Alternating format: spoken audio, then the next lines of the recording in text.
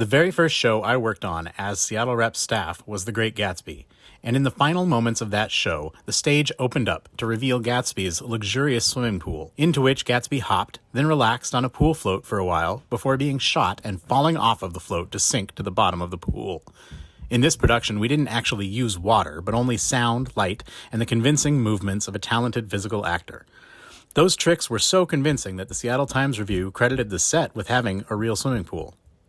Water is often one of the most unexpected and immersive elements that can be added to a show, and in the nearly 14 years since my first imaginary pool, I've had the opportunity and challenge of working with real water on stage several times.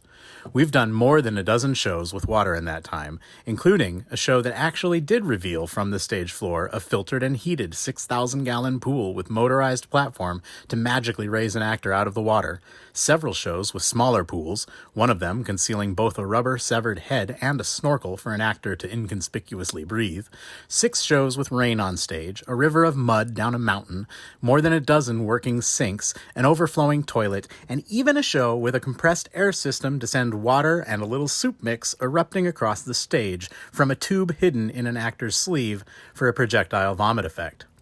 One of the most problematic moments with water on stage, though, came from a fish tank coffee table in Boeing Boeing. The table was built on a lift so that it could sink into the floor and disappear for some scenes but be visible in others.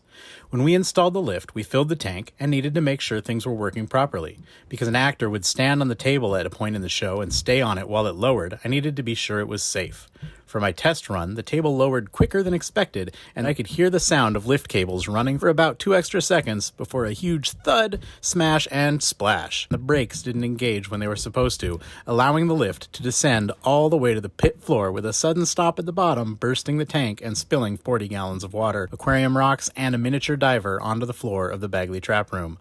That moment was a frustrating but good reminder of the importance of testing systems before putting them into full use in a show. And somehow, after that and several other examples of varying levels of water damage to our theater, I'm still easily convinced each time that putting water in front of our audiences is worth it.